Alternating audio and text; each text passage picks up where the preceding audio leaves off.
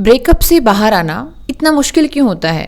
क्यों बार बार उस ब्रेकअप के बारे में, उस इंसान के बारे में ख्याल आते हैं? क्यों मूव ऑन करना आसान नहीं होता?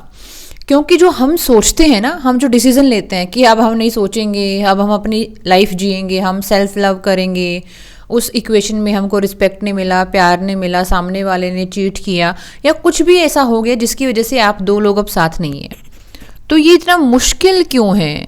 बार बार रोना आना, बार बार परेशान होना, ऐसा क्यों होता है? इसका रीज़न है।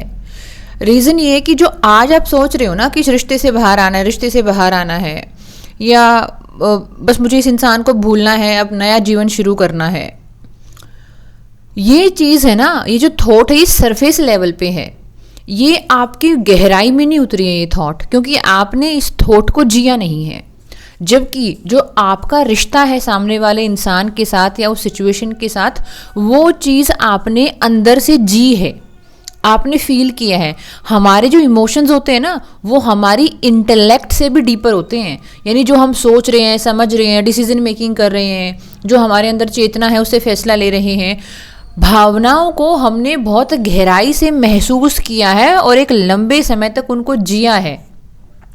तो जो हमारी फीलिंग्स है ना, हमारे इमोशंस हैं, वो हमारी बॉडी की केमिस्ट्री को डिज़ाइन करते हैं।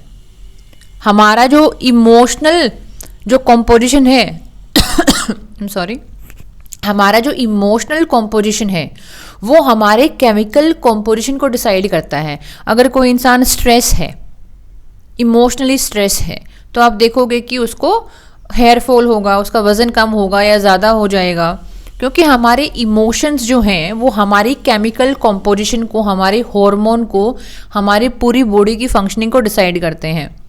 तो आपने उस इंसान को, उस सिचुएशन को अपने अंदर एक लंबे टाइम तक फील किया है, तो ये चीज़ आपके अंदर बहुत डीपली रूटेड है।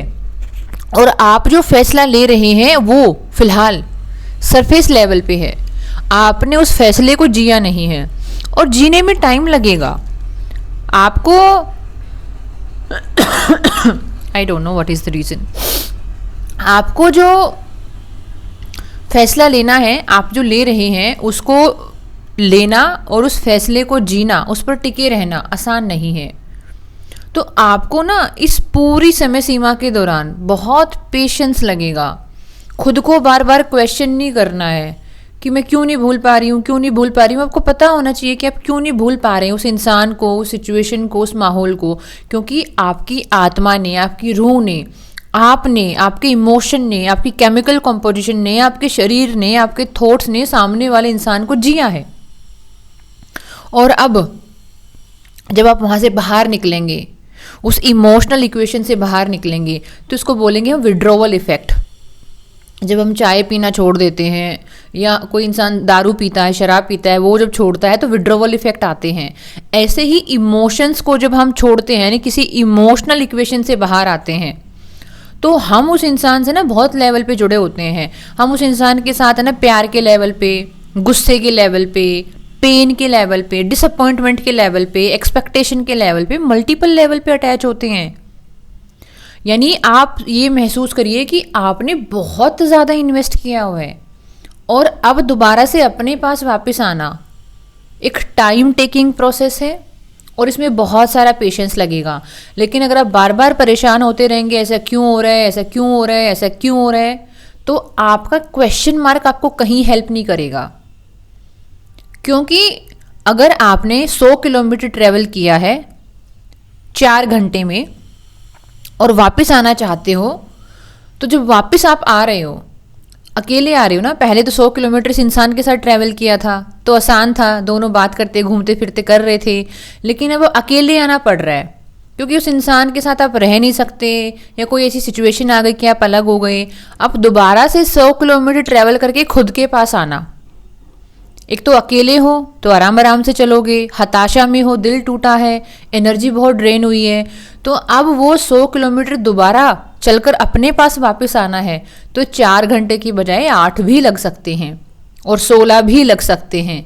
ये डिपेंड करता है कि आप कितनी इंटेंसिटी के साथ सामने वाले इंसान में इन्वॉल्व थे। तो प्लीज़ अपने आप को समय दीजिए, अपने आप को प्यार करें और अपने आप को बताएं कई जो नई रियलिटी है उसमें बसना उसको क्रिएट करना, उसमें रहना इतना आसान नहीं है और ये मुश्किल है, क्योंकि इमोशन बहुत डीप लेवल पे फील होते हैं और फिलहाल जो आप डिसीजन मेकिंग कर रहे हैं वो बहुत सरफेस लेवल की चीज़ है। उसको डीप डाउन जाने में, उस नई कॉन्शियसनेस को डेवलप होने में और फिर उसको नई रियलिटी बनने में टाइम लगेगा। तो आपके दो बेस्ट फ्रेंड हैं। आप जो वापस आ रहे हो ना 100 किलोमीटर चल के, तो वापस आते टाइम आपके दो बेस्ट फ्रेंड हैं, एक है टाइम और दूसरा है पेशेंस। कि टाइम और पेशेंस खुद को देना है और अपने आप को छोटी छोटी चीज़ों में इन्वॉल्व करना है। थॉट्स आए तो खुद को आराम से बोलना है कि कोई बात नहीं, थॉट्स तो आएंगे, मैंने काफ़ी लंबे समय तक इन्वेस्ट किया है, बट एक पॉइंट के बाद चले जाएंगे, ज़्यादा परेशान नहीं होना है। परेशान नहीं हो, सामने वाला इंसान ठीक है ना, अपनी ज़िंदगी अच्छे से जी रहा है, भगवान उसको तरक्की दे, सुख शांति दे। ऐसा तो नहीं है ना कि उसको कुछ हो गया है, आप बहुत परेशान हो रहे हैं। ठीक है, एक समय था जब आप साथ में थे, अब नहीं है तो कोई बात नहीं, आप अपना जीवन जिए, वो अपना जी रही है। सेल्फ टॉक करें, अपने आप से बात करें और ये फेज निकल जाएगा, आपको ज़्यादा पता भी नहीं लगेगा। अगर टाइम खुद को दिया, पेशेंस खुद को दिया, लेकिन बार बार क्वेश्चन मार्क लेके खुद के सिर पे हथौड़ा बजाओगे तो सब मुश्किल लगेगा। ध्यान रखिए अपना, राधा रानी कृपा करें, आपके माध्यम से मेरे ऊपर भी करें।